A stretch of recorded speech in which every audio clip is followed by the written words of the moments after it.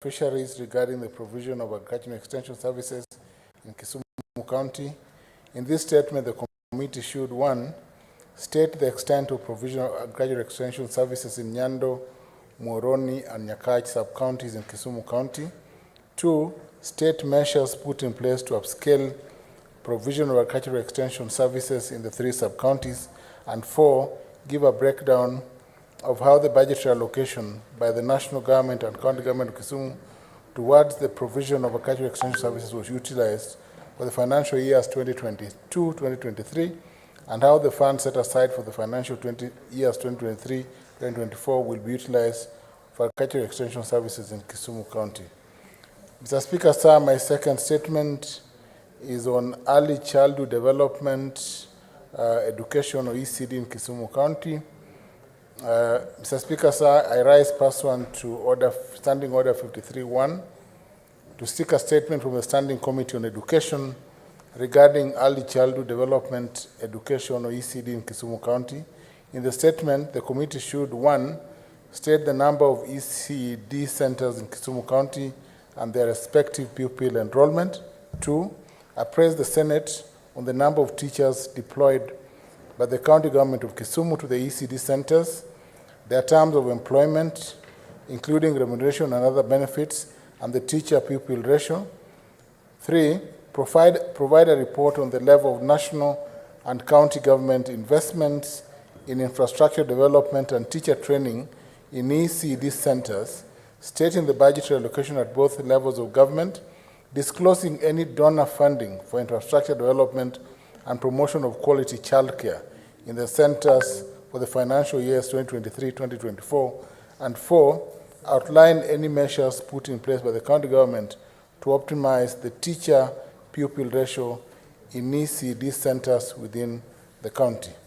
Mr. Speaker, sir, my last statement is on pending bills accrued by the county government of Kisumu. I rise pursuant to Standing Order 53-1 to seek a statement from the Standing Committee on Finance and Budget on the pending bills accrued by the county government of Kisumu. In the statement, the committee should, 1, state the amount of pending bills accrued by the county government of Kisumu during the financial years 2013-2014 to 2022-2023, indicating the nature of these bills and the status of their payment to date. 2, state the reasons for non-payment of pending bills by the county government. And 3, state the amount of funds set aside by the county government of Kisumu for the financial years 2023-2024 for the payment of pending bills, stating measures put in place to ensure the prompt clearance of all pending bills accrued by the county government. Thank you, Mr. Speaker, sir. Statement pursuant to Standing Order 56-1AA. The Chairperson, Standing Committee on Roads, Transport and Housing.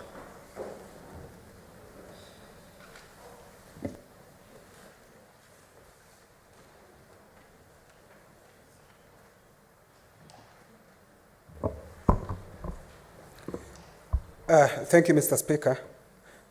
I am not the chairman of Transport, but I'm a member of that committee, Mr. Speaker. So I'm reading on behalf of the chairman. Mr. Speaker, sir, Standing Order 56-1 provides that a chairperson of a committee may make a statement relating to a matter of which the committee is responsible. Mr. Speaker, sir, pursuant to Standing Order 56-1, I wish to issue a status report on the progress of consideration of the following 6 statements. A. Statement by Senator Crasto Asige, MP, regarding retesting of public service vehicle, PSV, upon expiry of their driving licenses. B. Statement sought by Senator Joseph Kamau, MP, regarding the construction status of the road connecting Lake Kenyatta Primary School to Ziwa Junction, Lamu County. C. Statement sought by Senator Kadhuri Murungi, MP, on the progress of the evaluation of tenders and commencement of dwelling works of Meru Town Roads B6/A9 Project Phase 1. D. Supplementary information to a statement on illegal diversion of staff training funds from the accounts of Kenya Maritime Authority. E. Statement by Senator James Kamau Murango, MP, regarding speeding by drivers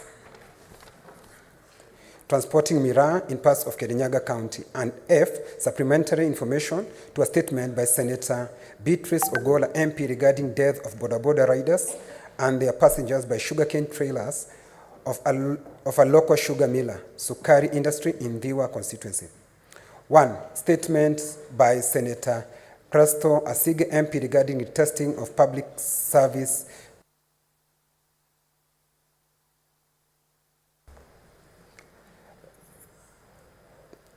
Transport and Housing regarding retesting of public service vehicle PSV upon expiry of their driving licenses.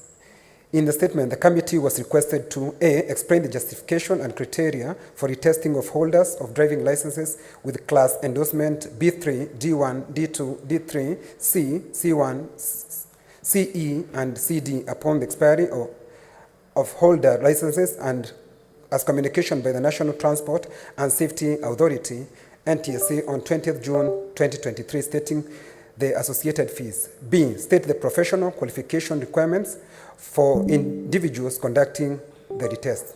C, state whether the proposed biometric licenses are obligatory, specifying which category of drivers would be required to obtain them and the cost associated with obtaining a biometric license, explaining the difference in cost, if any, and D, shed light on the extent to which representatives of long-distance drivers and conductors associated were involved in arriving at a decision by the NTSA to retest drivers holding the said driving licenses. Mr. Speaker, sir, in response to the request by Senator Christo Asig MP, the committee sought and received a response to a statement from the Cabinet Secretary, Ministry of Road and Transport. At its sitting held on 12th October 2023, the committee considered the response to the statement and observed that the response was unsatisfactory and sought supplementary information. The committee will therefore pursue the supplementary issue raised in the statement to its conclusion.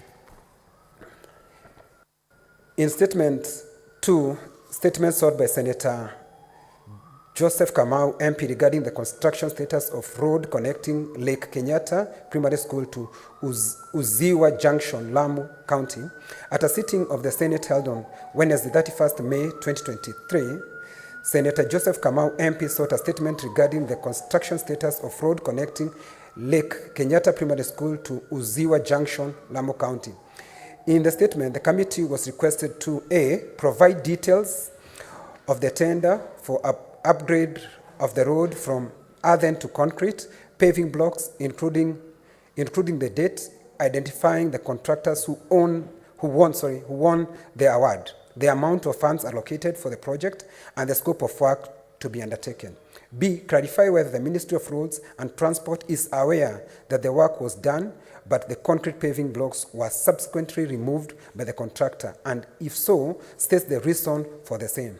And C, state the measures in place, if any, by the government to have the road reconstructed to the specifications provided in the tender award, providing the timeline for completion of the project. Mr. Speaker, sir, in response to the request by Senator Joseph Kamau MP, the committee sought and received a response to the statement from Cabinet Secretary, Ministry of Roads and Transport.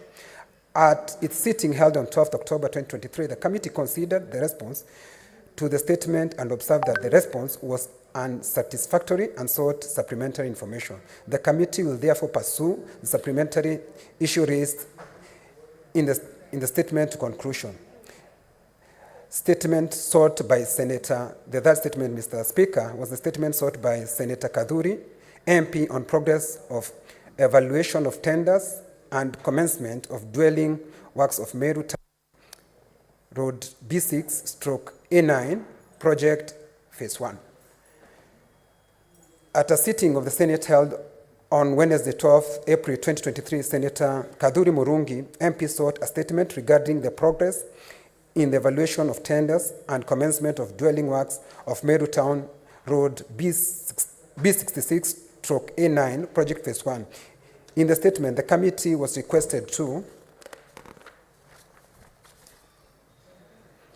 A, appraise the Senate on the status of evaluation of tenders number Kenha 36/2022 and Kenha 2540/2022 for dwelling consultancy services for construction and supervision of Meru Town Road B66/N9 Phase 1 works, noting that the two tenders were closed on 18th March 2022 and 22nd March 2022 respectively. State reason for this delay in completion of evaluation process, and C, state when the dwelling of Meru Town Road B66/A9 project phase 1 will commence, giving the projected date of completion, stating measures, if any, being taken to ensure that the project will be completed within the scheduled timelines and budget. Mr. Speaker, sir, in response to the request sought by Senator Kadhuri Murungi, MP, the committee sought and received response to the statement from the Cabinet Secretary, Ministry of Roads and Transport. At its sitting held on 12th October 2023, the committee considered the response to the statement and observed that the response was unsatisfactory and sought supplementary information. The committee will therefore pursue the supplementary issue raised illegal diversion. At the sitting of the Senate held on 8th November 2022, Senator Mohamed Faki, MP, made a statement on illegal diversion of staff training funds from the accounts of Kenya Maritime Authority. The committee received a response to the statement from the Cabinet Secretary, Ministry of Mining, Blue Economy and Maritime Affairs, and considered it on 28 February 2023, where the committee sought the following supplementation used in compliance of Section 43(1) of Public Finance Management Act and Regulation 48(1) of the Public Finance Management National Government Regulation 2015 during the budgetary allocation of funds from the staff training budget vote to the establishment of the Office of Maritime Attaché in London, and C, copies of agreement negotiation of Kenya Maritime Authority, KMA, with shipping lines, ships and classification society that offered free training / discounted training cost of KMA employees. Mr. Speaker, sir, the committee received a response to the supplementary information sought and considered it on 17th of October 2023. The committee observed that the response was unsatisfactory and resolved to invite the Kenya Maritime Authority on Thursday, 2nd November 2023 to clarify on the issue of staff training. The fifth statement, Mr. Speaker, the statement by Senator James Kamau Murango, MP, regarding speeding by drivers transporting miraa in parts of Kirinyaga. At a sitting of the Senate held on Wednesday, 16th November 2022, Senator James Kamau Murango, MP, requested for a statement from the Standing Committee on Roads, Transportation and Housing regarding speeding by drivers transporting miraa in parts of Kirinyaga. In the statement, the committee was requested to A, appraise the Senate to the extent of compliance to provisions stipulated in the Traffic Act by drivers transporting miraa. B, state the measures put in place, if any, to curb accidents caused by drivers who continue to create havoc on Ndenderoko Gathigiriri Preston Road and Dhifa, Red Soil, Morufara and Gurubani areas in the county. And C, emulate the action being taken by the government to ensure peaceful coexistence among road users, including motorists, cyclists, and pedestrians, and dealing strictly with traffic offenders to curb cases of traffic offenses and accidents. The committee received a response to the statement from the Cabinet Secretary, Ministry of Roads and Transport, and considered it on Tuesday, 25th April 2023, where the committee resolved and sought the following supplementary information.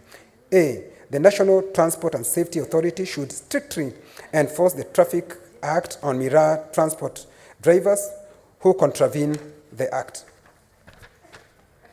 B, the Ministry of Roads and Transport should engage miraa transporters through their circles and association and develop a sensitization program for compliance of Traffic Act by miraa drivers. And C, the Ministry of Roads and Transport to submit a report to the committee on the implementation of proposed interventions to improve road safety as stated in the response to the statement. Mr. Speaker, sir, in response to the request sought by Senator James Murango, MP, committee sought and received a response to the statement from the Cabinet Secretary, Ministry of Roads and Transport. At its sitting held on 17th of October 2023, the committee considered the response to the statement and observed that the response was satisfactory and therefore concluded the statement.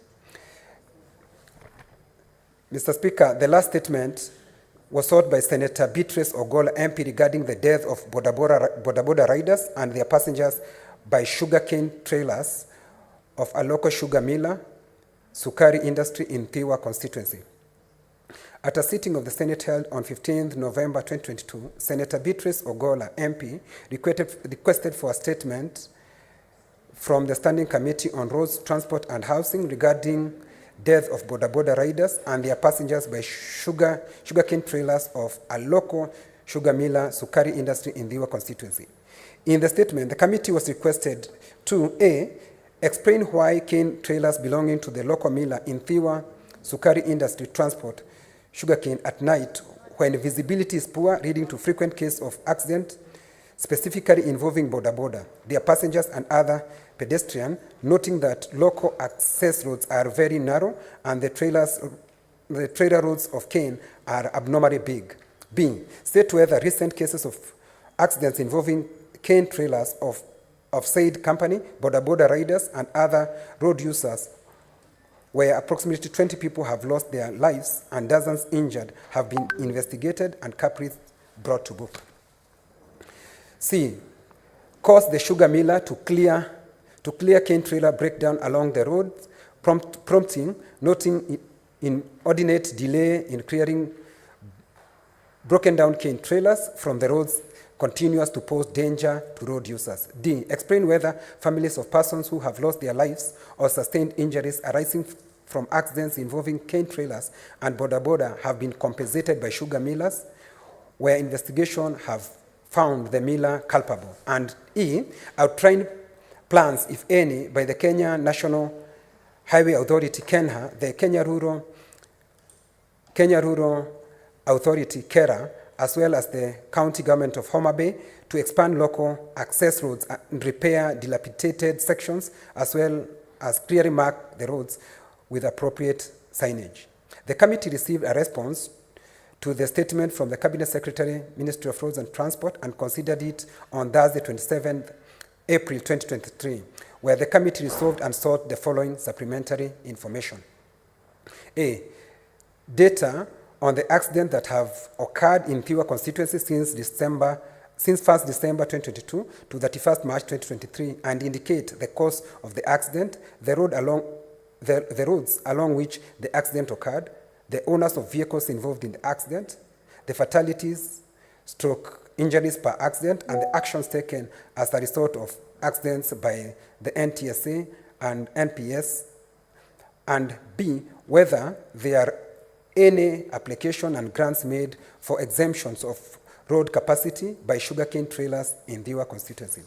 Mr. Speaker, sir, in response to the request by Senator Beatrice Ogola MP, the committee sought and received a response to the statement from the Cabinet Secretary, Ministry of Road and Transport. At a sitting held on 17th of October 2023, the committee considered the response to the statement and found the response to be satisfactory and therefore concluded the statement. Mr. Speaker, sir, the committee has noted with concern the high rate of death, over 4,500 per year, arising from increased road accidents in the country, and in such, the committee has scheduled to hold a meeting on 7th of October 2023 with stakeholders involved in roads safety awareness and sensitization, so as to deliberate on actions that should be taken to reduce the number of road accidents.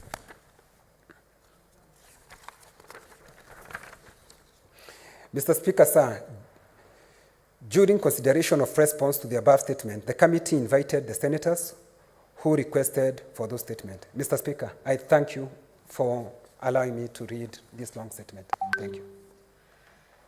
Next order, clerk.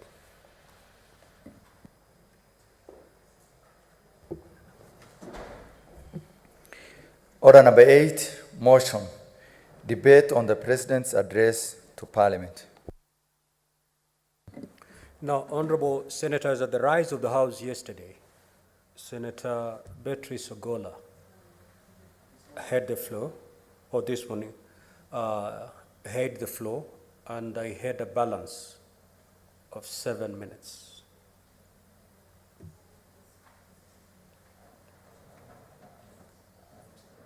She's not in. She has to familiarize herself with the standing order because those 7 minutes will go up in the air once I move to the next senator to speak.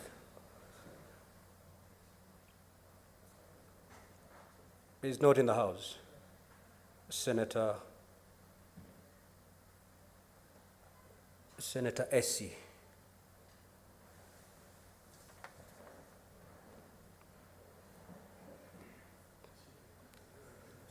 Senator Essie Okenyuri.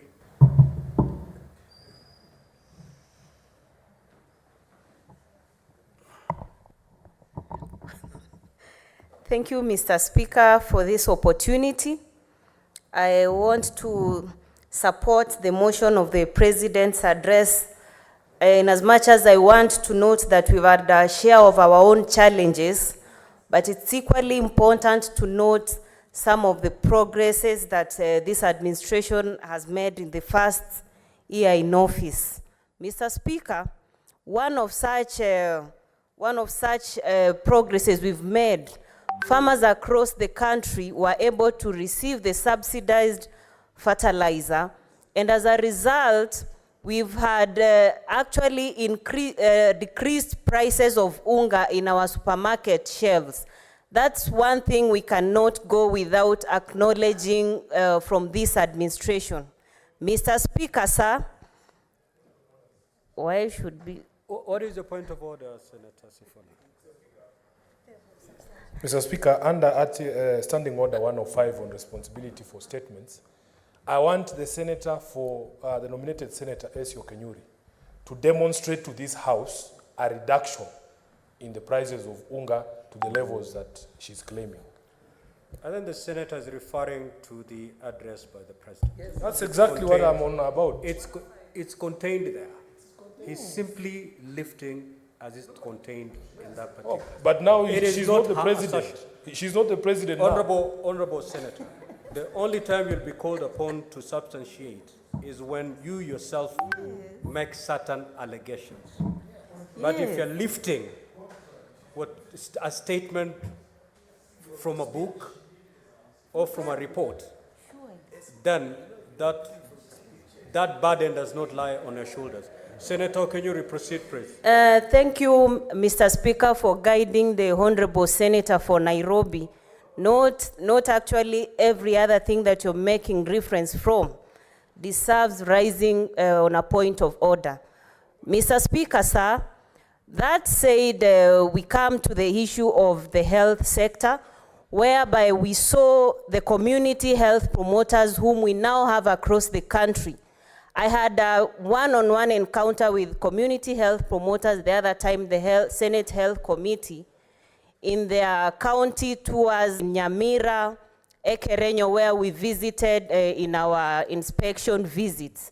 And I can assure you, even the people at the locality were very happy to see this new development because services were getting closer to them. Unlike initially where they only relied on having to travel all the way to the health facility, they can actually get advice and help at a grassroots level where before they actually seek for specialized support in hospitals. Mr. Speaker, sir, those are one of the best developments we have because a healthy nation is a nation that is able to even work on themselves and get economic status that will actually support them, support their families. Mr. Speaker, this actually is supporting very many women, especially rural women. For the other day, the Senate was in Turkana, and for the senators in the Health Committee who had an opportunity to visit the dispensaries in Turkana County, you can actually concur with me as to why we dearly needed these community health promoters. If women in rural parts of Turkana are not able to access dispensaries because of the distance, Why don't we make it easier for them?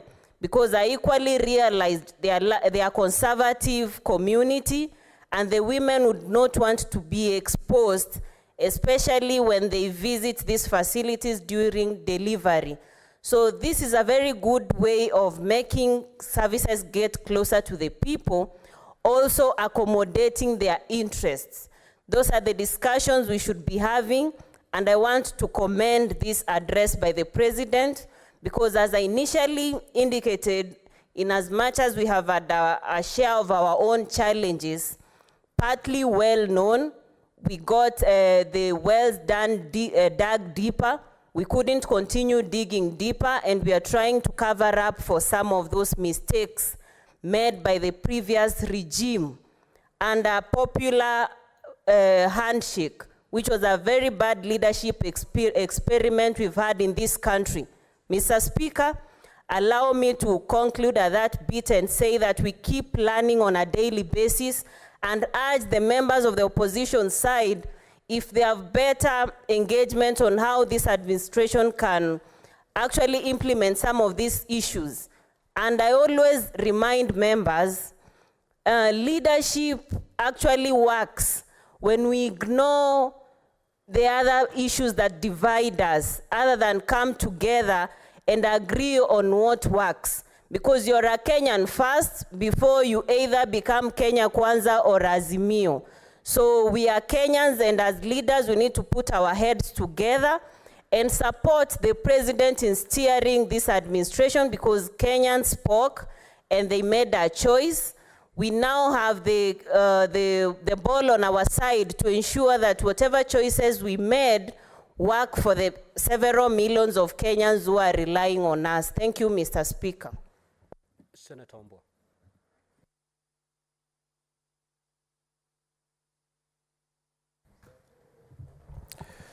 The Speaker, I thank you for this opportunity to also add my comments to the address by the President. The Speaker, I would seek your guidance first before I make my comments on whether you have ruled on the admissibility of the statements and documents laid by Senator Sifuna to substantiate his claims on the floor, and specifically in relation to the issue of the fertilizer subsidy. Because the Speaker, in my comments, I want to touch on that issue of the fertilizer, but I don't want the wrong impression to be created that I am commenting on a matter that you have not made a ruling on, the Speakers. The Honorable Senator, if you're keen, I said that I will look at those documents. On whether they are admissible or not, that can only be after I've looked at them. And therefore, the first thing I'll have to pronounce myself on is the admissibility of the documents that have been laid there.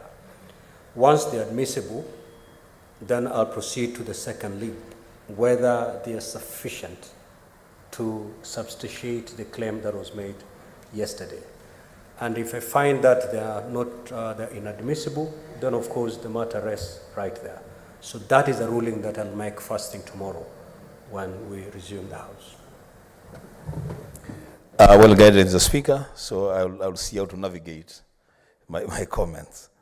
Mr. Speaker, first of all, I want to say on record that before I joined the Senate in the year 2017, I was a senior editor in this country. And I used to dispatch journalists to cover this very event, the joint address of the President by the President of Parliament. As Speaker, the first question that I would detail my journalists to ask members of Parliament before the address would be, what are your expectations on this statement, on the statement of the President? And after that, then I would debrief them on whether their expectations had been met. The Speaker, now I am seated here as a senator, as a leader in this country. I must confess that going by the trend that I've seen this administration conduct itself in public and the suffering that the people of this country have been subjected to by this administration, I did not have any expectations on that address. And so, as the Speaker, having made that statement, I would want to inform us that the Speaker, Article 132 of the Constitution, the entirety of that article, places an obligation on the President to address Parliament. In fact, the Speaker, even just a casual reading of that article would demonstrate that the President's address to Parliament is the first obligation, it is the first function assigned to the President. So it cannot be a matter of just ticking boxes, that I have done this, I've done that. It must be an address that, Mr. Speaker, brings change and inspires hope in the nation through the leadership of Parliament. The Speaker, the requirements are very clear and very simple, that the President should address us as representatives of the people of this republic on the state of the nation. Where are we as a country? He is supposed to address us on the measures that have been put in place by his administration and the progress made in realization of the national values and principles of governance as captured in Article 10 of the Constitution. And lastly, Mr. Speaker, is supposed to address us as representatives of the people on the state of our national security. Are our borders safe? Are we safe in this country? That is what the Constitution requires the President to do. Mr. Speaker, having gone through the address of the President over and over again, I must say I am extremely disappointed. Disappointed, Mr. Speaker, because there are issues glaring at Kenyans today that those who had expectations would have wished that the President addressed this nation on those issues. The Speaker, I will mention only 2 or 3. On the matter of the cost of living, Mr. Speaker, and I said I would find a way of navigating that issue of the fertilizer because you are yet to make a ruling on it. But Mr. Speaker, allow me to say that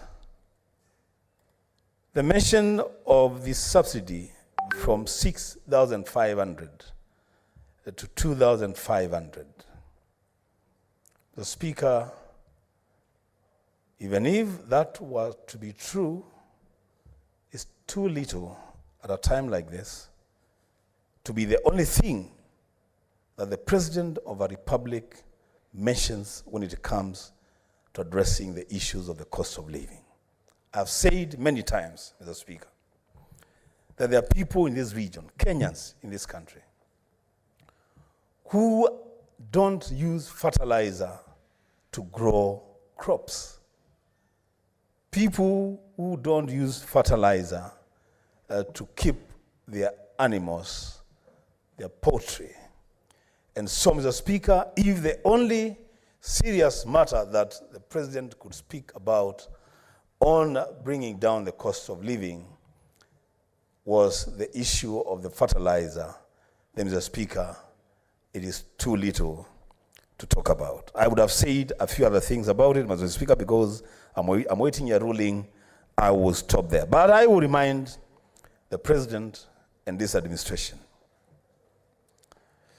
that the cost of living, Mr. Speaker, is such a serious issue in this country that as I comment on the address of the President today, the Speaker, there are millions of Kenyans who are unable to make their ends meet. There are millions of Kenyans who are unable to place a meal on the table for their children. The Speaker, there are millions of students in this country who are confused, Mr. Speaker. We have students in our universities who are unable to even sit exams because there is confusion on the system of education that we are using and the system of funding for university education. These are issues, Mr. Speaker, that should have attracted the attention of the President, should have made, should have gotten a pride of place in the speech of the President. Mr. Speaker, on the issue of inclusivity, as required in Article 10 of the Constitution. And this, Mr. Speaker, I say with a lot of seriousness. A few months ago, we concluded the recruitment of servicemen and women. What is the point of order, Senator Boni? Accuracy of speech. Is the senator of Kitui, in order to mislead the Republic, who might not have followed the President's speech during the joint sitting, that the President did not highlight the important matter of education? Indeed, Mr. Speaker, he did so in bullet 53, 54, 55, and finally, Mr. Speaker, bullets 56, 57, 58, 59, and 60. Is he in order?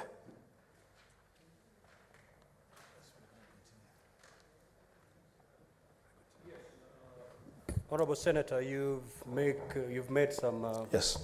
allegations to the fact that the President did not mention anything concerning education. And the Senator for Kakamega has drawn your attention to those paragraphs that indeed His Excellency the President took time to explain. Mr. Speaker, I don't know whether the Senator for Kakamega has already made his contribution on this matter, but that's fine. The Speaker, because I have my time to make my contribution, if he listened to my opening statements, I said that this is not just an act of ticking boxes and telling people who are starving that you know you are starving. They already know. What I'm talking about is providing solutions to the challenges that face our university education, our secondary education, our system of education, our system of funding of our education system. Those are the things I'm talking about. Not just mentioning that these things are happening, because we already know that there is a problem. We are looking for solutions. The Speaker, on the issue of the inclusivity as required in Article 10 of the Constitution, I was saying that a few months ago, there was a recruitment of servicemen and women to join the Kenya Defense Forces. I raised a question on the floor of this House, seeking to know why the sub-county called Tharaka in Kitui County had been denied an opportunity to have a recruitment center for the servicemen and women joining the KDF. Mr. Speaker, to date, it has not occurred to the chairman of security, and he's not here, and his members, that was a question, a statement that had timelines, and it needed to be addressed before the recruitment was done, so that we afford our young people an opportunity to present themselves for recruitment. Mr. Speaker, I will be requesting this House, on account of the requirement by law, by the Constitution, that the President must be guided by the principle of inclusivity when it comes to access to opportunities in this country. I will be requesting the Speaker that we do a proper audit of the recruitment of the KDF, the past recruitment of KDF, so that we establish regional balance. How many young people from each region were accorded the opportunities to be recruited in the KDF? I say this as the Speaker because I know this is not an isolated case. I had conversations with my brother, my colleague, my neighbor, the senator for Tana River, and I know he had a similar challenge, where a section of his people were denied an opportunity to present themselves for recruitment. Mr. Speaker, if we allow these things to continue, then what will happen is that at the end of the day, we will have regions of this country that have provided young people to serve in the military, and other regions that are denied that opportunity. The Speaker, on the matter of... Senator Wambua, yes.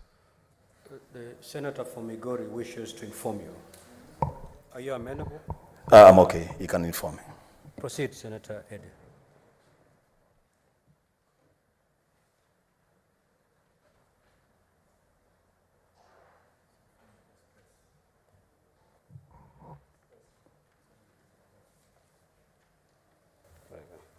Thank you so much, Mr. Speaker.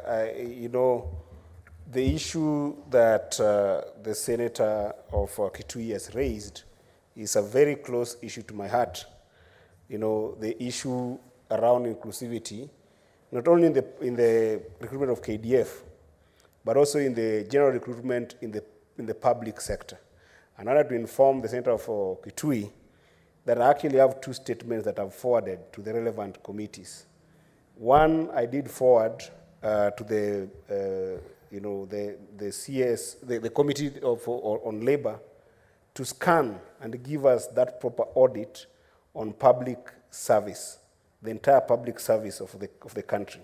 And yesterday, I also did submit a statement here for the Ministry of Defense to give us exactly how this recruitment were done, but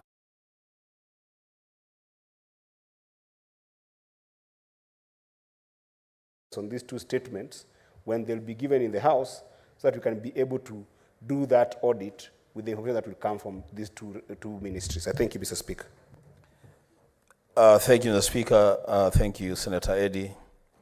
I will indeed take more than passing interest in the response to those statements. And Mr. Speaker, while at that, because I have the floor, Mr. Speaker, we must also find, either administratively or otherwise, a way of getting chairpersons of committees to fast-track responses to statements. Because it doesn't help to respond to a statement 1 year after a statement was sought. The Speaker, I will conclude my remarks on the matter of food prices. And so that Senator Halwale does not accuse me of not reading the statement, I want to take an excerpt from the President's address and ask questions from that excerpt. The Speaker, on paragraph 17, the President says that as a result of these interventions, or the interventions that he had mentioned earlier, today a 2-kilogram packet of maize flour is selling at a low of 145 shillings and a high of 175, depending on the brand, down from 250 shillings. A gorogoro of maize is selling at between 60 and 75 shillings. That is directly lifted from the address of the President. The Speaker, I have taken time and traveled far and wide to validate that very statement by the President. The Speaker, this statement by the President is not true. I was in Vihiga County, Luanda, on Sunday, and I took the pain to go around and ask the people of Luanda whether the price of Gorogoro was retailing at 70 shillings. And all of them said the least that you can get is 90 shillings. But in most cases, it's 100 and 110 shillings. Mr. Speaker, today, I sent my people from my office, my staff, paid by the Parliamentary Service Commission, to go around the supermarkets and establish the price of maize flour. And they returned the verdict that the lowest that they found was 149, and the highest was 235 shillings. Mr. Speaker, I know that the President relies on the advice of his technical team to deliver certain speeches. On this one, they have left a lot of egg on the face of the President. They have misled him, and he has miscommunicated to this nation. Mr. Speaker, the matter of food prices in this country, it doesn't know political affiliations. It doesn't matter whether you subscribe to the ideals of the Kenya Kwanza administration or the ideals of the Azimio government in waiting. It doesn't matter. The Speaker, the only thing that matters is that people want to have food on the table. And this government, Mr. Speaker, has done too little to deal with the matter of the cost of living. I am happy, Mr. Speaker, that we have the National Dialogue Committee that is Senator Sige.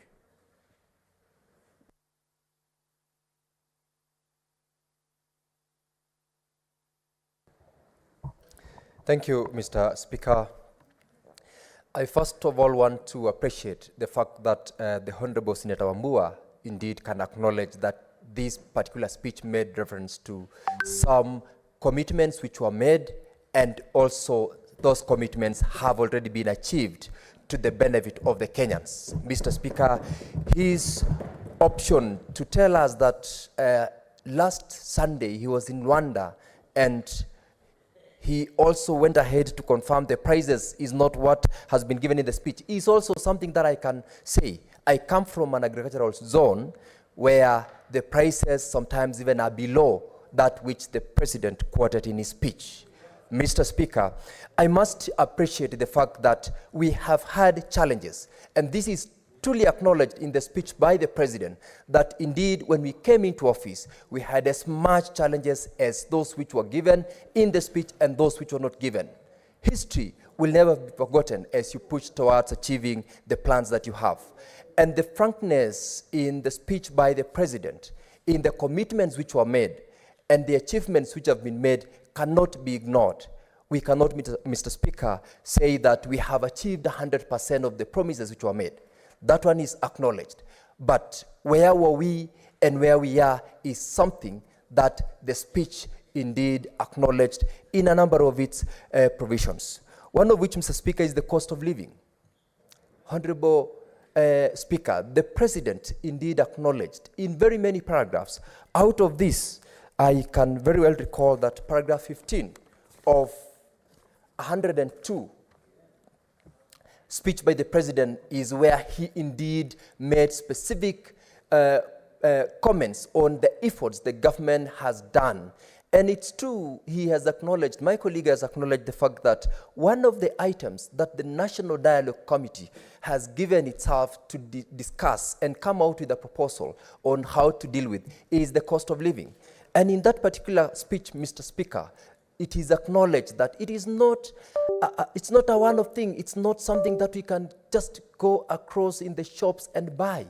A cost of living, or the cost of living is a process. It is something that begins somewhere and takes time And one of the ways within which the cost of living has been addressed by this administration is on the effort that we have been told in the speech about the agriculture sector. The support with which the government has given is not only towards bringing down the cost of maize, it has gone across. It deals with maize, it deals with milk, where there are efforts to ensure that we add value to the produce from our farmers, and by extension, we will fetch better prices in the market. That same effort is in enlisting the farmers so that we have a database of who are the people whom we need to reach out to in order to get government support. We acknowledge the fact that not all of us are farmers. Even in this particular house, Mr. Speaker, not all of us can also do the same thing. There are various people with various engagements and commitments where this particular speech acknowledges that those who are in agriculture are supported. Those who are in business are supported. And in this case, there is particular reference to the people in the small sector holdings, where the Hustler Fund, which they have intentionally decided to say it has not helped, is acknowledged. This is an approach that the government made in its campaign to reach out to the small business community. And indeed, the statistics which we were given has confirmed that it is not only the small business people who have borrowed this money, it has gone beyond that. And the second phase of this fund, Mr. Speaker, has equally been alluded to, where instead of reaching out now to the single business entrepreneurs, we've gone to groups where, by extension, we are going to support them by borrowing. This borrowing, Mr. Speaker, touches the business community in two ways. One, by supporting them to enhance their business enterprises, and also the approach which led to the removal of a number of these people from the bureau where they had been listed as non-credit worthy, where somebody is able to borrow a facility.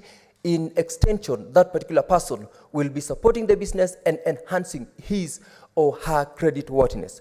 Mr. Speaker, sir, this particular speech gave Kenyans the hope that we gave them in the course of the campaigns. And that particular hope is what keeps us and keeps the Kenyans going in terms of seeing tomorrow and achieving the dreams that they have had. One of the things that we must also not forget, Mr. Speaker, is the independence that this particular administration sought and has indeed provided to independent institutions, one of which was the immediate appointment of the 6 judges. I am a practitioner in the judicial sector, and I know the importance of having to recruit judges and give them their independence. That alone is something that takes justice not to only those who go to court, but to the rest of the Kenyans. Giving an independent management to the judiciary fund, which is enhanced to 3 billion Kenya shillings, is a very important aspect in building the independence of judiciary, enhancing access to justice, and by extension, it is expanding job opportunities, because by this fund, the judiciary has been given more opportunities to employ. This is what we every day cry. Very many young Kenyans have gone to school, they are reaching out, seeking for opportunities to be employed, and by this fund alone, we create employment to very many Kenyans. Beyond that, Mr. Speaker, the effort in the housing sector, the affordable housing sector, where we have not more than in the period we've been in office, the Kenyans have been given the opportunity to also not only go and get these houses, but it has been an opportunity to create more employment. A good number of my friends who sit in the minority side, Mr. Speaker, have participated in a number of those sessions where the affordable housing programs are being launched. In this way, it is on the one hand enhancing availability of housing, on the other hand, giving Kenyans the opportunity to get employment, and also open up for the business community to supply the materials towards this construction, whether it is the fundis who've been trained or the guys who are owners of various hardware facilities. Mr. Speaker, I want to applaud the efforts that this administration has done. And the speech by the president is one of the very honest speeches where he has alluded to the challenges the administration has gone through and the efforts the administration which he leads is pushing in order to make Kenya a better place. And in this way, Mr. Speaker, Kenya is going to be a better place in the near future. As I end, Mr. Speaker, one of the most important things which we can't forget is where a number of Kenyans are unable to also sustain their business enterprises because of the debt bracket that this country has done. The commitment by the government and the commitment by the president that there will be a bullet payment of the outstanding amount in advance is a show of the direction the country is headed to. And I am sure where we are able to make this payment by December as committed by the president in his speech, we are going to be opening up this country so that investors can also have confidence to come across, and also the rest of the world where we have, by the way, by a number of the visits that the head of state has made, been opening up Kenya for investments globally. Mr. Speaker, I want to applaud and ask that the effort this administration is doing goes towards making Kenya a better place to live in. Mr. Speaker, I thank you for the opportunity. Senator Beth Siengo.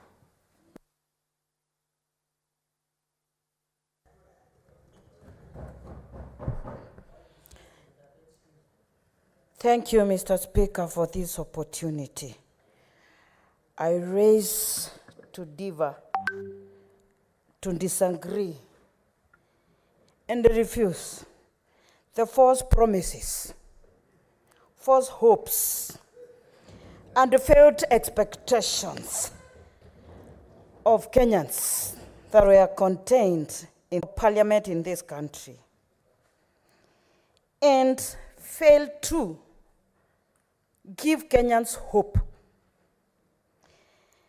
The expectations that Kenyans have had in this new administration.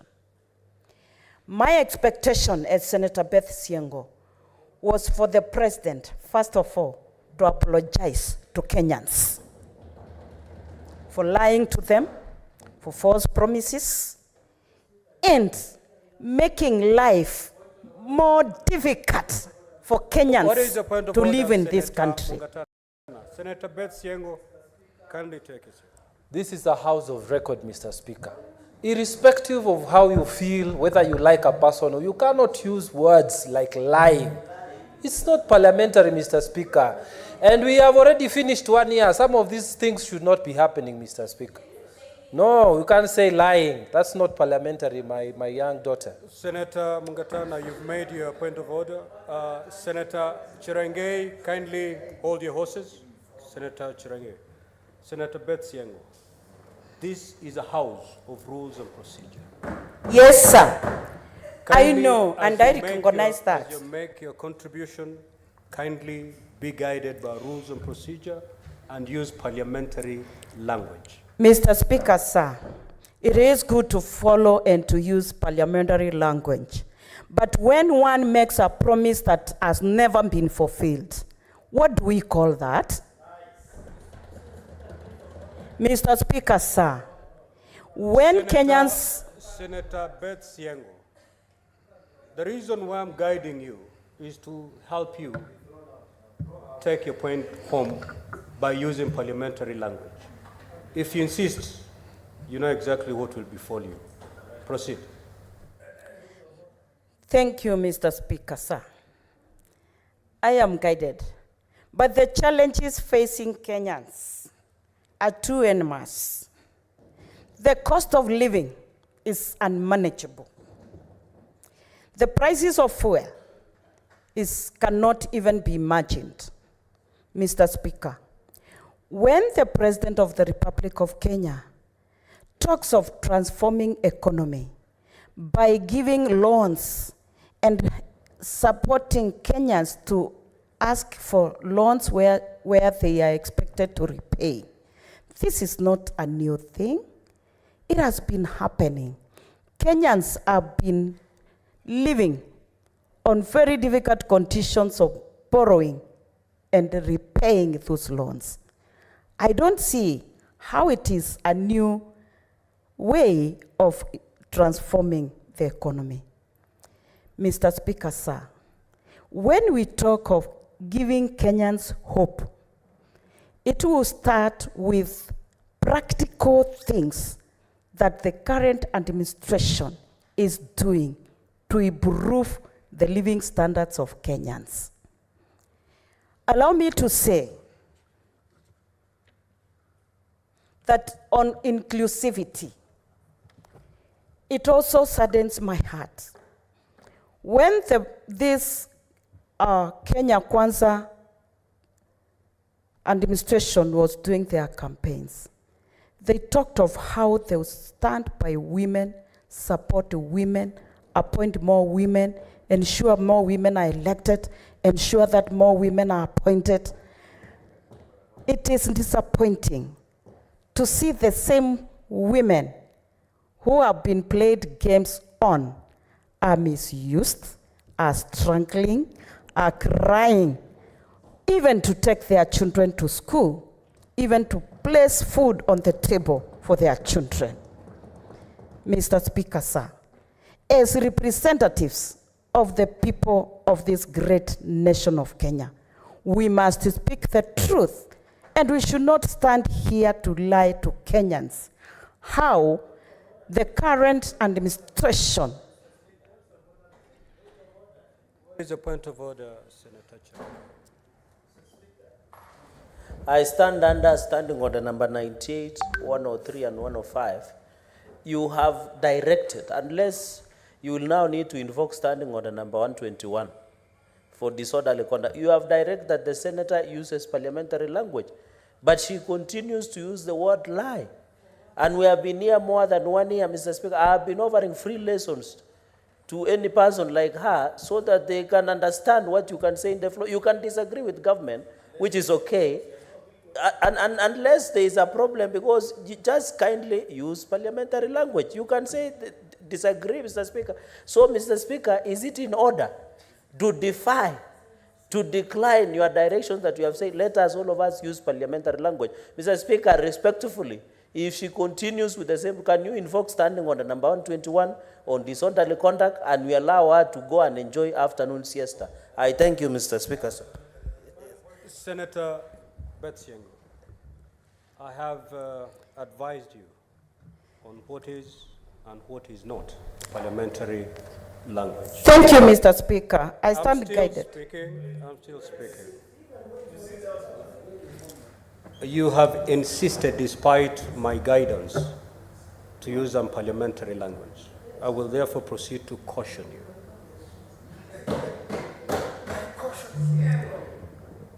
Secondly, before you proceed, just as a way of helping you, the debate before us, we are debating on a motion on the President's address to Parliament. What you ought to debate here, it is the address made by the President. And I hope you have it before you. It has 1 or 2 bullets. If any of those bullets you're not agreeing with, you point them out.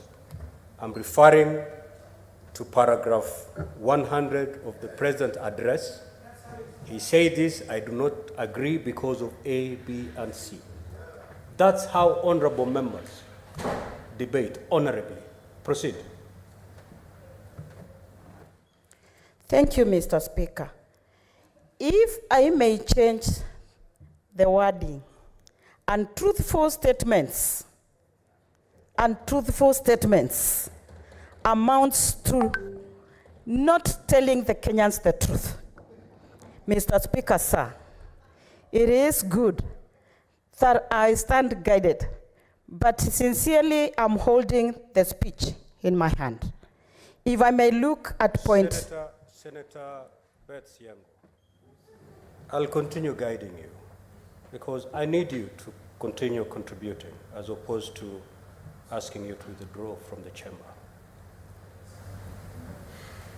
I guided you pretty well that what we are debating now is the address made by the President to Parliament in a joint sitting. An address that you must have a copy before you. Our debate is confined to that address, not to some campaign pledges made in Vihiga. It is a contribution, a debate on what you have before you. Anything else is beyond this motion. So restrict yourself to what is there. Lift out what you think you don't disagree and tell us what you think you do not agree. Lift out what you agree and tell us what you agree. That is the essence of this debate. Thank you, Mr. Speaker. It may be untrue to you, it may be true to others. Proceed. Thank you, Mr. Speaker. When I mentioned on the campaigns, it is just expounding on some points, sir. Thank you for your guidance. As I had indicated, I'm holding a copy of the speech. And when I expound on a point or explaining, because I don't expect honorable members in this House also to support that which is not true. That is my point, sir. Looking at point 1.2, that is 12, where the speech indicates that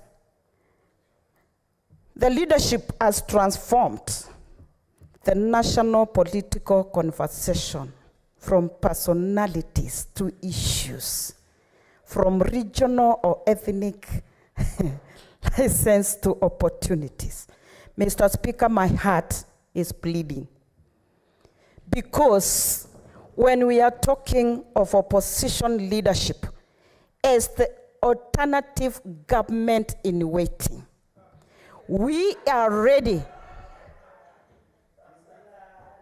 Order, yes. Order, honorable members. Of course, We are ready to offer. Of course, the opposition is a government in waiting. Proceed. We are ready to offer better leadership, to offer truthful promises, and to deliver to the Kenyans. Because Kenyans want development. Kenyans want to live a life that they will be proud to be Kenyans, but not to feel downtrodden, depressed, crying every day, worrying of what will be the price of fuel tomorrow be. It is unfortunate. From the speech, point number 14, I would say I disagree with this because there is a lot of wastage by this government. On Monday, we were treated to a spectacular thing where we saw people flying from one county to another using chartered planes, choppers, where the costs of hiring a chopper ranges between 200 to 300 thousand Kenyan shillings. Yet, there is a Kenyan waiting for their children who have completed class 8, sat for their KCPE, and they don't know where to get school fees from. There are Kenyans who are going to bed hungry. They don't know where to get the next meal from. What is the point of order, Senator Boni? Mr. Speaker, Senator Siengo is quite right to laud the wastage in government. But is in order to do so in total ignorance of the fact that this government has a policy on transport. When a public servant travels... Under what standing order? Are you giving information or you're raising on a point of order? I am rising on point of order number 105, Mr. Speaker, to compel... don't order, be angry. Senator Eddy. It is debate. What is Proceed, the anger Senator for? Boni. Yeah. My view, if it is wrong, you'll bring yours, which is right, isn't it? Mr. Speaker, sir, the government has a policy on transport. And public servants are free to go for other options if they find that policy is not convenient. A public servant moving from Nairobi to a function in the periphery has a public vehicle with a work ticket. What is your point of order, Senator Bond? She is misleading the people that we are using state resources to hire choppers when we know that some of our ministers are millionaires. They can afford their own choppers, Mr. Speaker. Senator Betsiengo, proceed to conclude your remarks, please. Thank you, sir. I'm very sure that Senator Boni Alwale, my good friend, the bullfighter, proceed to make your remarks, Senator. knows that I am well educated. When he calls me ignorant, Mr. Speaker, sir, I can't understand which standing order allows him to call me ignorant. Mr. Speaker, sir, allow me to conclude by saying that I'm also very sure that Senator Boni Alwale knows that the transport policy that the government may have does not allow wastage in the government for public resources. Thank you, Mr. Speaker, sir. Thank you, Senator Aaron Cheriot.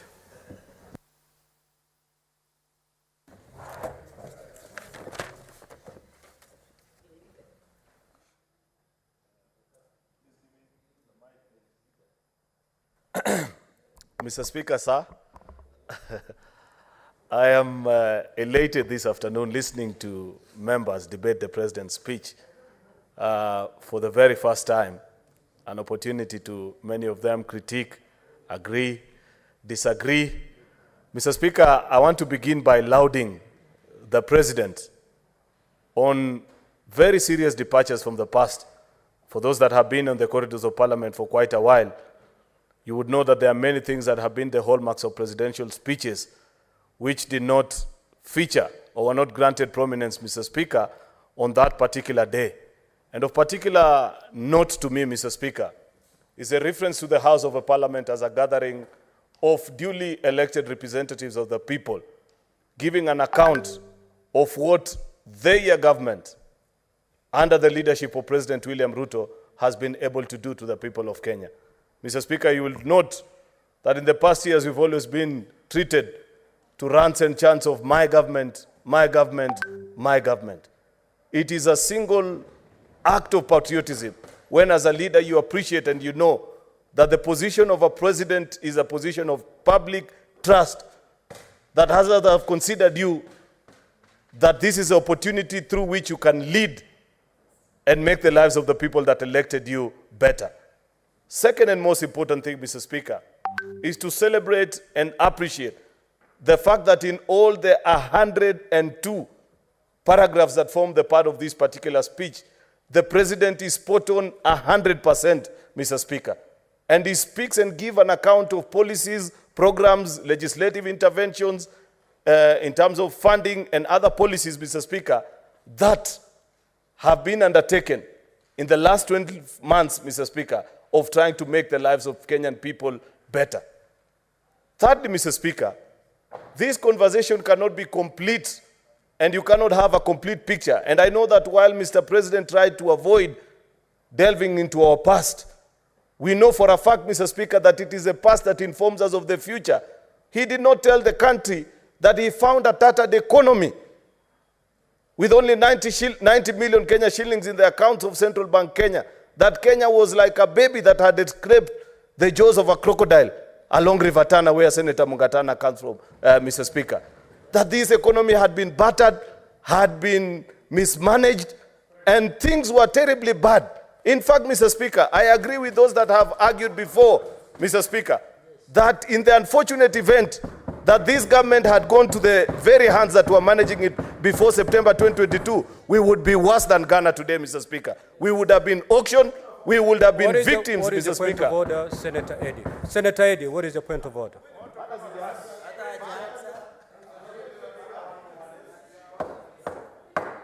Senator Eddy, proceed with the point of order, please.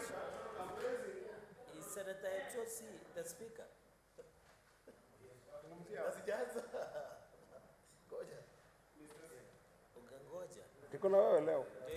Sitatoka hapa.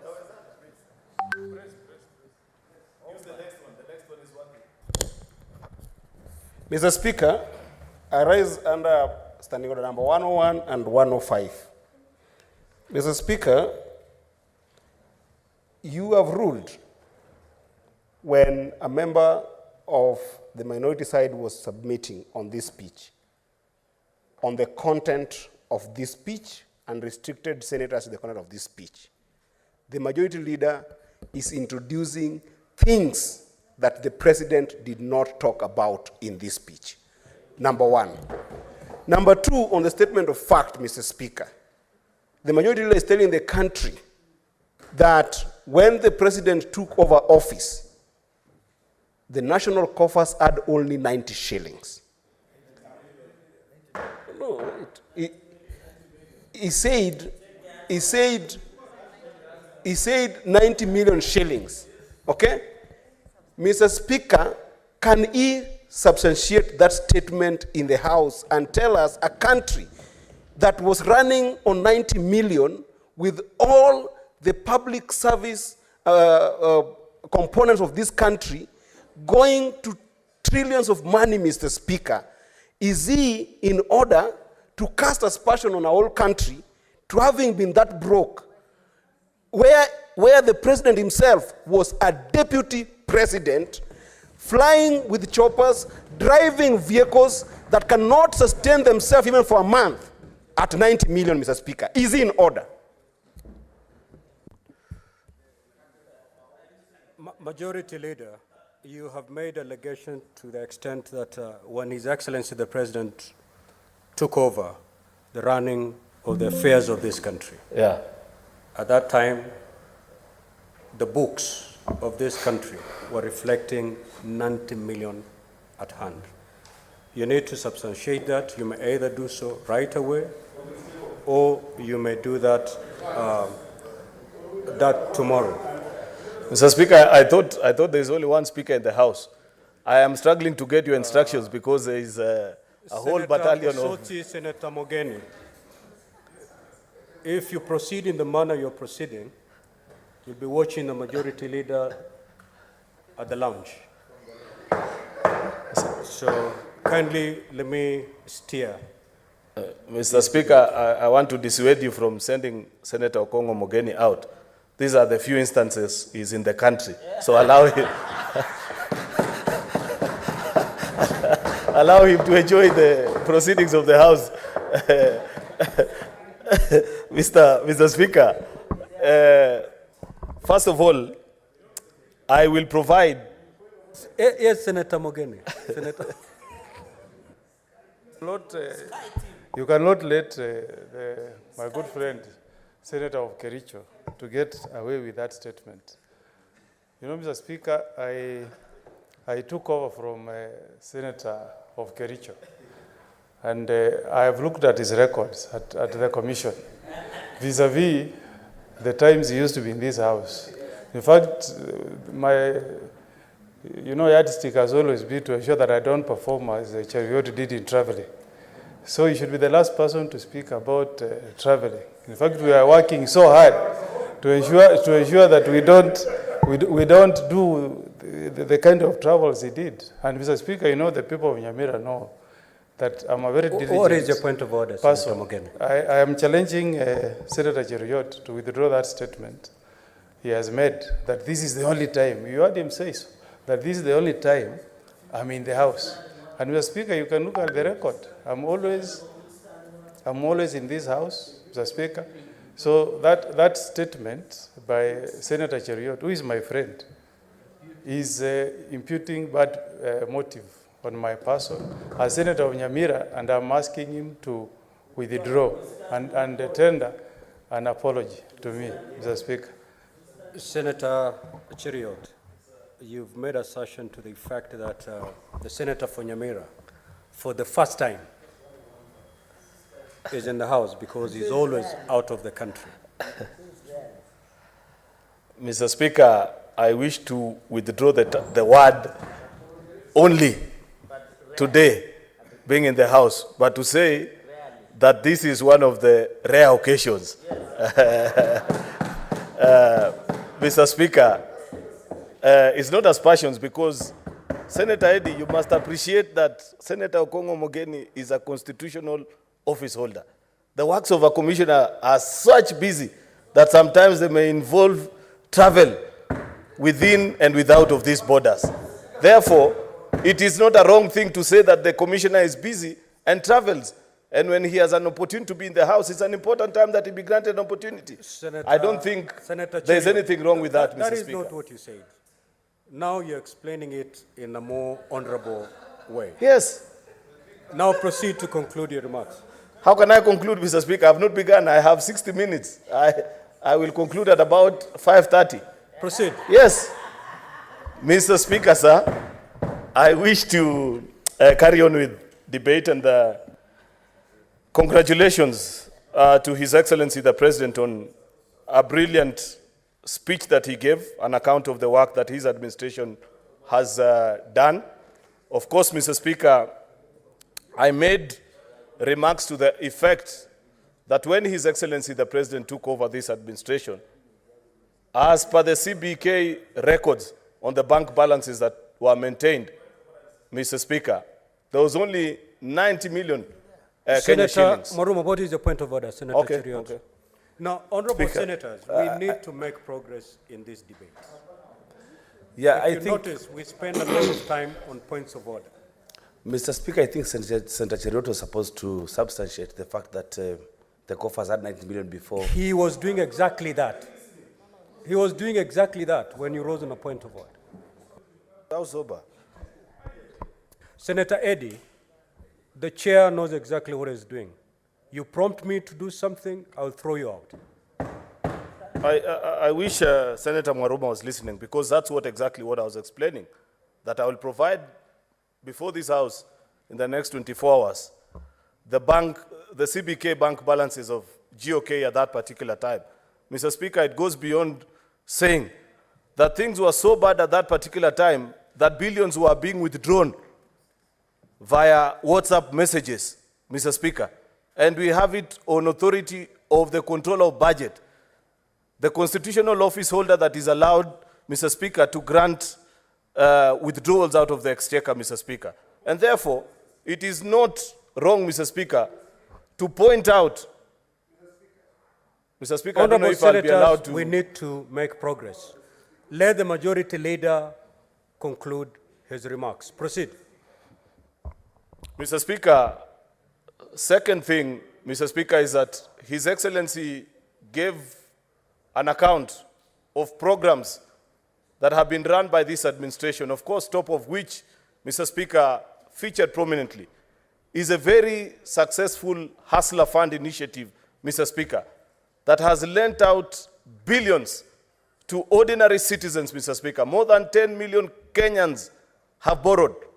I don't know what are the latest statistics from CBK on bank customers, Mr. Speaker, but if you are to rank the Hustler Fund of programs, hand-to-hand, side-to-side, with various commercial banks of this country, Mr. Speaker, it will prominently feature among the top 2, if not the top 3. These are ordinary citizens that previously, Mr. Speaker, would not have had ease of access to credit. We have rescued ordinary hustlers, Mr. Speaker, who are borrowing at 300%, Mr. Speaker, to now borrowing at 8%, Mr. Speaker. In fact, Mr. Speaker, I had one of the leaders speak, I think it was Senator Sifuna, because I watched yesterday, celebrating about the default rate. He ought to be ashamed of himself, Mr. Speaker, because he knows that as a leader, he is one of the people who told ordinary citizens to take that money and not pay, without informing them, Mr. Speaker, that us as members of parliament, when we take our 3% mortgage, we make sure that we repay so that we are able, Mr. Speaker, to borrow again. Such bad example from leaders and speeches have inspired many young people to be misled. I celebrate the fact, Mr. Speaker, that I have seen further down the President's speech that an amnesty is being extended to many of these young people. And we have been cited examples of people from across the country, from the coast to northeastern, to the western part of the country, Mr. Speaker. People who have borrowed in excess of 1,000 times and saved many times and are able now to transact and do business, Mr. Speaker, courtesy of this revolutionary product, Mr. Speaker. I wish, Mr. Speaker, to urge and insist on the President, Mr. Speaker, to continue investing in that particular product and even double the amount which ordinary citizens can borrow, Mr. Speaker. I am aware, Mr. Speaker, because I represent the government side in this House, Mr. Speaker, that on the 30th of this month, such a product is going to be launched. And to the ordinary people that are continuing to borrow and are partaking of this particular product, Mr. Speaker, their life is increasingly getting better. Mr. Speaker, at a default rate of 73% for a GOK product, that is extremely successful. People need to compare what are the default rates, Mr. Speaker, of other government and economic stimulus programs that have been ran before. People used to take money and disappear.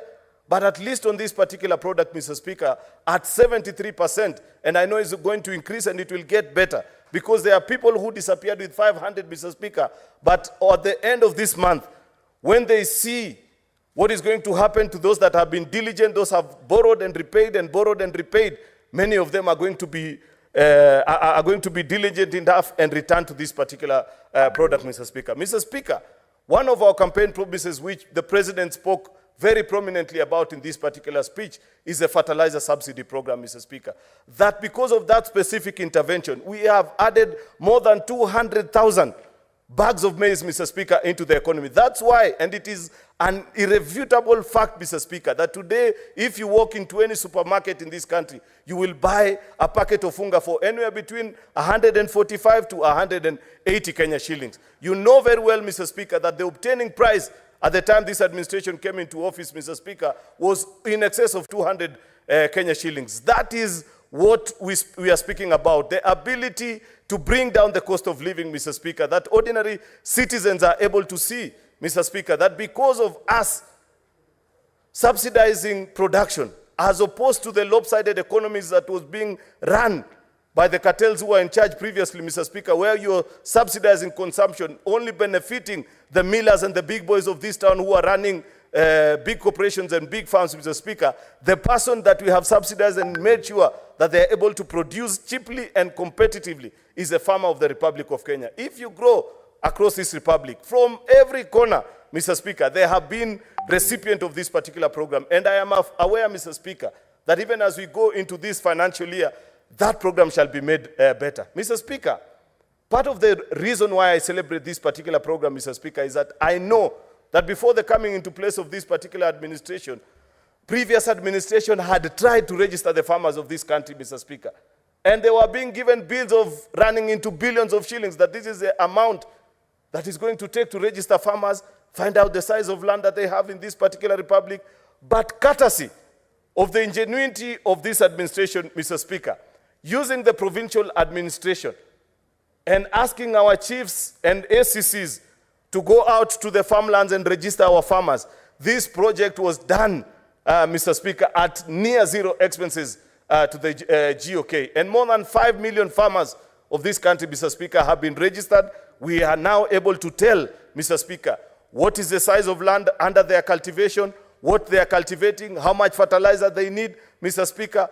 Making policy decision that is driven by data is a key to the successful implementation of any manifesto, Mr. Speaker. And I laud the President for leading that particular effort, Mr. Speaker, because I know with such interventions, Mr. Speaker, the farmers of Kenya can only get better. It is my hope and aspiration, Mr. Speaker, that this program shall be extended to all the crops and not just maize farmers that are doing this under the subsistence farming, Mr. Speaker. I believe that as they model this particular program, they'll make it in a better way, that it shall be crop specific, so that tea farmers are able to benefit enormously from this program, sugarcane farmers, Mr. Speaker, coffee farmers, Mr. Speaker, and so on and so forth. Mr. Speaker, of course, I know for a fact, and this is something that we need to check as a House, Mr. Speaker, is to ensure that our farmers access this subsidy fertilizer at the nearest point, Mr. Speaker. I know, because this was the initial test run, Mr. Speaker, many of them had to travel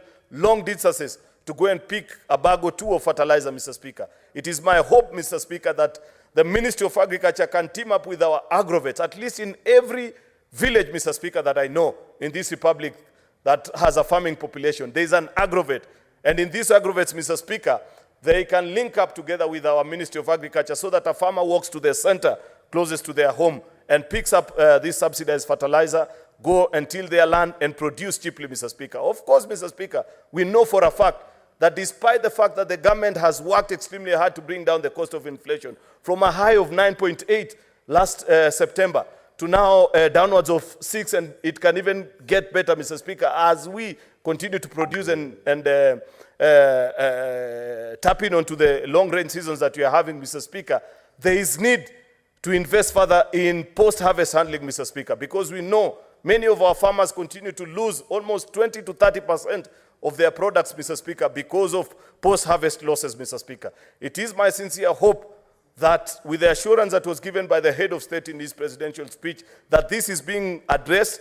And he alluded to the fact that on the day that he was speaking before Parliament, the first batch of large-scale and small-scale dryers for maize farmers, Mr. Speaker, and wheat and rice, Mr. Speaker, was docking in the port of Mombasa, Mr. Speaker, that the same can be cleared quickly and get into the farms and help our farmers so that they do not lose even a single bag of the crop that they have produced and sent to us, Mr. Speaker. Mr. Speaker, I know the President is speaking to the values and the aspirations and the challenges that we continue to have as a country, Mr. Speaker. Mr. Speaker, corruption is a challenge that we continue to face, Mr. Speaker. And the question that we must ask ourselves is, we have set up EACC for almost 10 or even more years, thanks to the new constitution, Mr. Speaker. But 2 administrations down the line, this being the 3rd, we continue to see an increase, Mr. Speaker, in corrupt practices in our public offices, in private sector, Mr. Speaker. We must begin to ask very difficult questions of ourselves as the people of Kenya.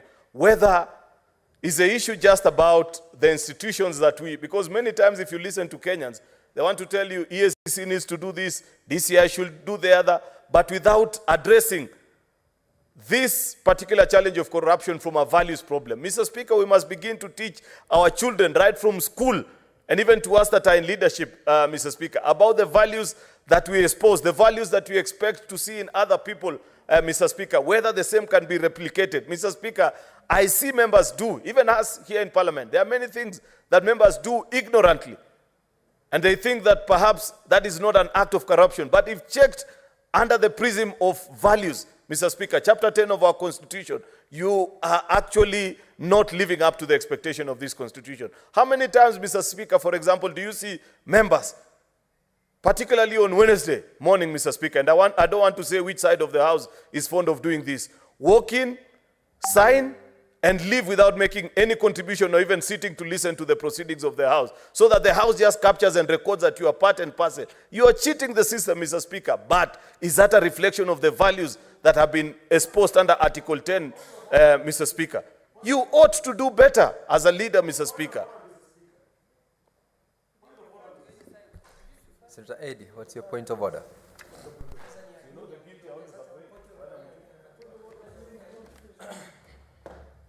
Mr. Speaker, your chair had ruled on 101, Mr. Speaker, on parliamentary language here.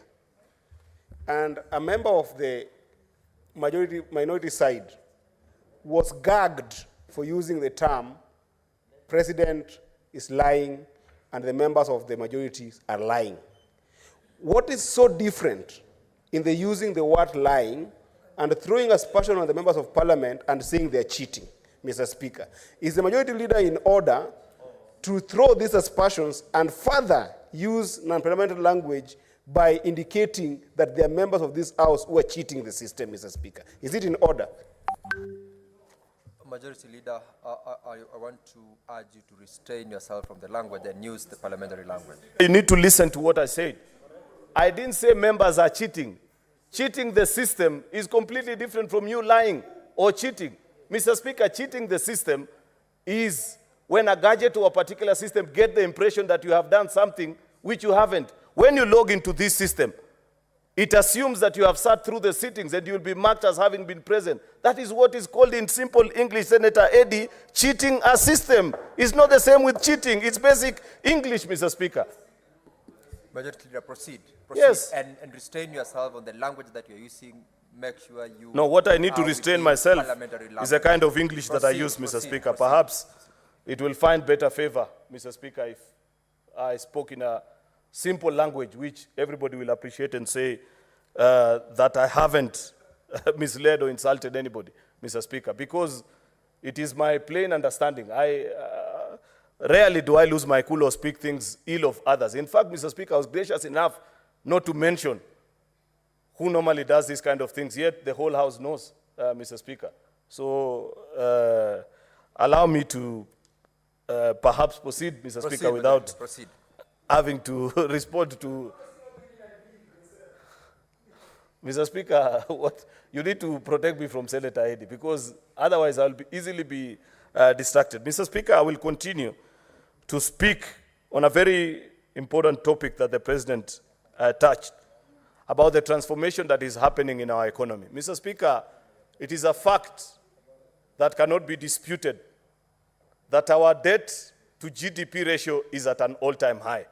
That as we speak today, at 71% debt exposure, it simply means, Mr. Speaker, that for every 100 shillings that you are collecting, only 29 is left for counties to pay salaries, to do development. Mr. Speaker, it is a fact that not even a magician can work any miracle when you are handed over such an economy. But the question that we need to ask ourselves is, what has the president, what has this administration done? And I agree with him when he reports that this country is on a path of transformation, because the first and the simple basic thing that he has done is to reduce on our fiscal deficit from an upwards of 8 to 9% to 5.4 in this current financial year, Mr. Speaker. And I know for a fact, Mr. Speaker, that there is even a further supplementary budget, which our colleagues in the other House are likely to debate tomorrow, that is lowering that fiscal deficit, Mr. Speaker, to ensure that, one, we live within our means. That, two, Mr. Speaker, we are responsible in our borrowing. That, three, and most importantly, we tell Kenyans the truth that for a long time, Mr. Speaker, we have lived a lie. Mr. Speaker, we are behaving like university or college students that I used to see in our university days, Mr. Speaker, where when they get help money, they want to buy all the flashiest of clothes, they want to buy the nicest of shoes, Mr. Speaker. Then eventually when they arrive at the university, they cannot even afford food, and they are left begging, Mr. Speaker. That is a kind of economy that we have been running for so many years. That's why, Mr. Speaker, when we say that we must tighten our belt, that we must teach our people that you cannot enjoy better services, Mr. Speaker, without having to pay a share of it, it is the truth and nothing can be done about it, Mr. Speaker. I know people, Mr. Speaker, want to play popular, want to play populist politics, Mr. Speaker, on this particular issue of taxation. But we have to be realistic and tell ourselves what are the options that are left with us as a country. Default is not an option. There is no responsible administration that is going to default on its debts, Mr. Speaker, and look straight into the eye of its citizens and say, because we did not want to make you feel the burden, allow us to default, Mr. Speaker. We know what has happened to countries that have defaulted, Mr. Speaker. Things will get even worse. But the president is simply telling the country that let me be a responsible father and tell you the hard facts that between you as the adult population today in the Republic of Kenya and the future generations, that is our children, our young people that are in schools, feeling the pain of a country that has been ravaged by debt, Mr. Speaker, we'd rather feel the pinch as a parent generation, Mr. Speaker, so that our children can inherit a sound economy, a country that is thriving, Mr. Speaker, a better nation than what was handed over to us, Mr. Speaker. And I agree with the president on that particular decision. Many a times, Mr. Speaker, people debate, people speak about these particular things. Oh, there's too much taxation. Cost of living is too high. There is no assumption, Mr. Speaker. I know each and every part of the country is complaining about this particular issue. But the difference between us and our critics, Mr. Speaker, is that we are honest with our people, telling them that this is a cause, this is the reason why we are facing this particular situation, but there is hope in the hinterland, Mr. Speaker, that the things that we are doing today are for a better 2024, a better 2025, and an even more prosperous 2030s, Mr. Speaker. Otherwise, Mr. Speaker, If we decided to run a subsidized economy like our colleagues were doing, Mr. Speaker, you will know for a fact that despite the fact, Mr. Speaker, that many people are speaking about the challenges in the fuel sector, for example, you know, Mr. Speaker, that at the time of the coming in of this administration, thanks to the fuel subsidy program that was being run, this present financial year, Mr. Speaker, as we speak today, we are clearing a debt of close to 80 billion Kenya shillings, paying for previous fuel that Kenyans consumed, was not paid for, Mr. Speaker, but it passed and parcel of the bills that we are living today. Up to how long, Mr. Speaker? Senator Aaron, do you want to be informed by Senator Eddy? Until, first of all, he learns, Mr. Speaker, how to seek, Mr. Speaker, the attention of the Speaker. That is, you know, Mr. Speaker, in this house you graduate and learn. If he has not known how to use the gadgets, Mr. Speaker, and is using the mouth instead, does he really merit to inform a majority leader, Mr. Speaker? He has done it. He's done No, it. no, He's no, done no. it. Mr. He's Speaker, done it now. let me help you. There's an intervention. How you get the intervention of the Speaker is that you press and you wait. You don't shout, Mr. Speaker. That is a lesson that I want to pass on to Senator Eddy. It's been rejected. Proceed, Senator Aaron. Mr. Speaker, sir, I don't mind being informed by Senator Eddy now that he has learned, so long as he promised, as Mr. Speaker, not to be shouting at the Speaker, Mr. Speaker. But at the next opportunity, he must commit before informing me, Mr. Speaker, that he has learned the lesson of how to seek the attention of the Speaker. So, proceed to inform Senator Eddy. You know, majority, and I want to call you a very special name, majority, not even senator. You have talked about a very patent issue on the issue of taxation. And I do agree with you to some extent that we must indeed raise some capital to be able to help our country to deal with the issue of debt. But it can't be that we are going towards over-taxation. Because what I wanted to inform you about is that when you raise the taxes to the extent that we have seen them raised in the past few months, majority, even whether you like it or not, businesses have to make a business decision. Are you aware that 30% of our business today that the president found have now made decisions to close their businesses, including Saracen, that is one of the biggest marketing agencies in the country, have decided to cross borders and open offices in other countries so that they can avoid high taxation.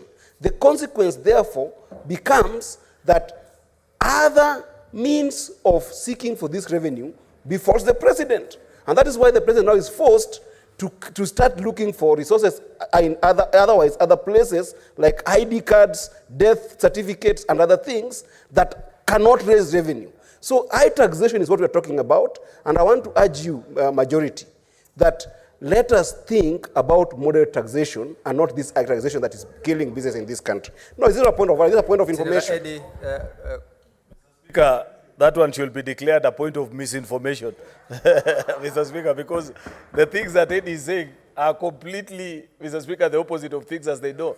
He needs to check the records of how many new businesses have registered this new financial year alone, Mr. Speaker, because, Mr. Speaker, people can see the transformational path and the journey that Kenya is on. I can tell you for a fact that I know more than 100 businesses that have since set up shop in this country. They wouldn't be reporting. Don't be lied to, Senator Eddy, by many of these fake news reports that you read in our newspapers about countries moving here and the other country. There is no business that comes to do charity in Kenya. They are here because they know this is East Africa's largest economy. The opportunity to make profit here is better than in any other East African country. So nobody should sit here and pretend as if they were doing any charity in Kenya. They are here to make money. And therefore, Mr. Speaker, I laud the policies that have been made. Finally, Mr. Speaker, on this particular issue of taxation, is that Senator Eddy and his team and those that think like him need to read and understand that Kenya's tax to GDP ratio stands at a paltry 17%. If you compare with our peers, countries that you want to compete with, South Africa and Egypt and Nigeria, they are way higher, upwards of 20%, Mr. Speaker. And therefore, Mr. Speaker, we cannot be competing with economies that are not in our region, Mr. Speaker.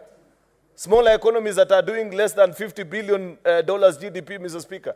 If we are aspiring to be a stronger economy, if we are aspiring, Mr. Speaker, to be a middle-income nation by 2030 as exposed in Vision 2030, Mr. Speaker, then this is the right path that we have to accept, Mr. Speaker, that there will be temporary pain, Mr. Speaker, for permanent pleasure in the future, Mr. Speaker. And therefore, I agree with the decision and the taxation policies that have been proposed to the particular country. In fact, even on this controversial issue of the ID, Senator Hedy, do you know that the 100 shillings that you are talking about has been in existence, I don't know, since 19 what?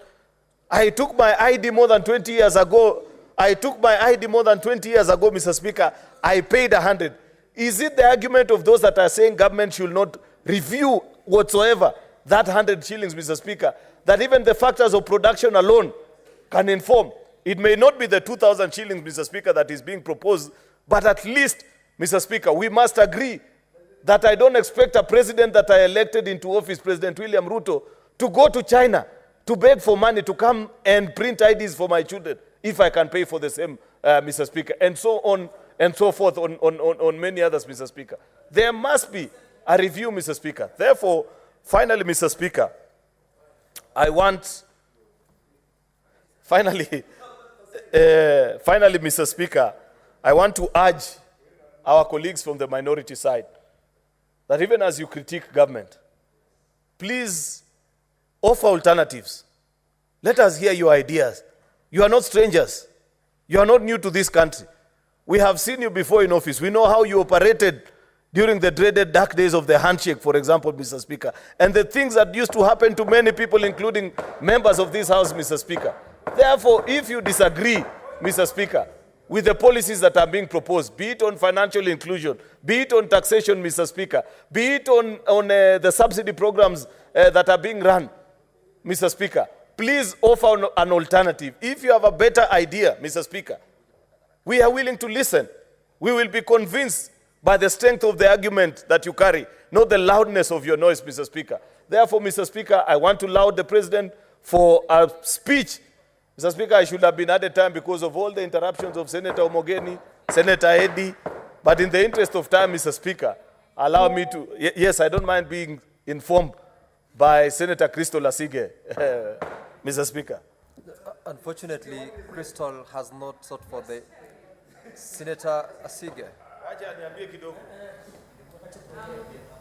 Senator Asige, I have the mic. Thank you, Speaker. I just wanted to thank, even as a majority leader concludes his submission, thank him for the parts of his contribution that, well, let me just leave it there, for his contribution.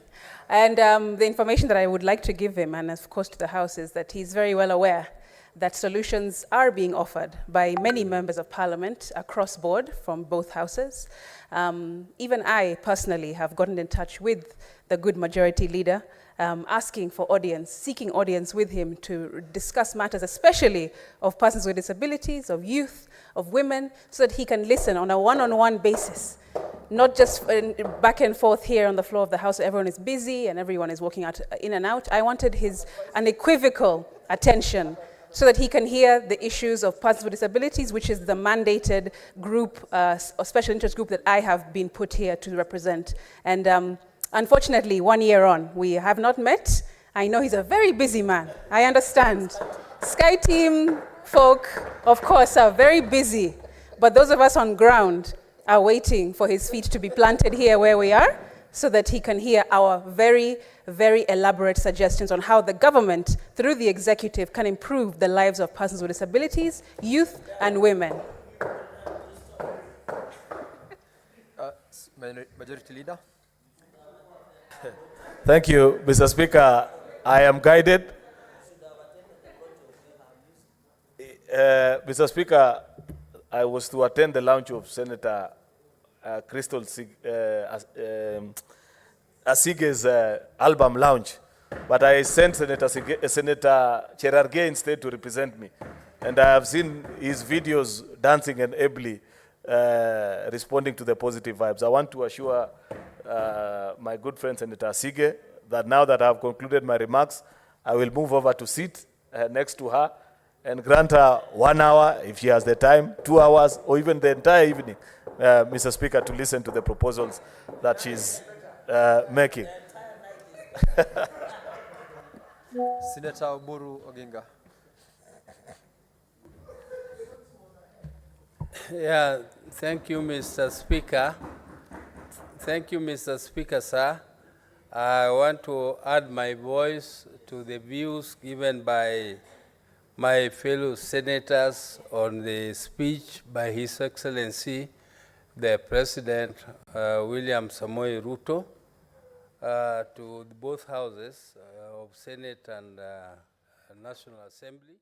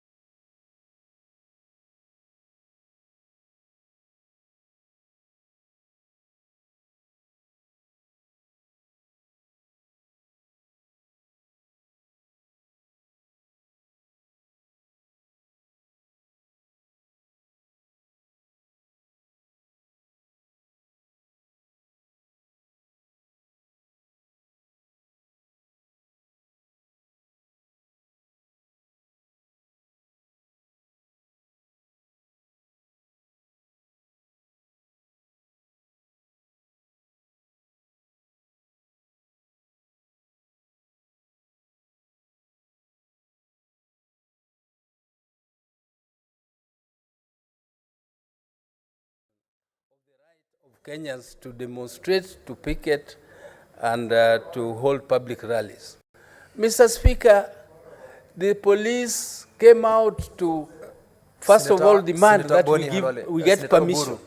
Senator The Oburu, question Senator of Boni permits, Halwale, what is your point of Mr. order? Speaker, I hope I'm not going to be unnecessarily disrupted by Your my time brother. will be frozen. Your time will be frozen. You will not Honorable lose on Halwale, time. whom I respect very much, but...